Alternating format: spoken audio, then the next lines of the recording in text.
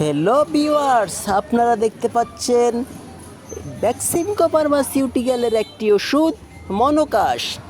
এটি খুবই ইম্পর্ট্যান্ট একটি ওষুধ, যার গ্রুপ নেম হলো মন্টিলুকাস্ট।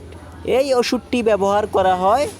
এটি হলো একটি প্রেসক্রিপশনের ওষুধ, যা হাঁপানির প্রতিরোধ এবং অ্যালার্জির লক্ষণ যেমন হাঁচি এবং সর্দির চিকিৎসার জন্য ব্যবহৃত হয়।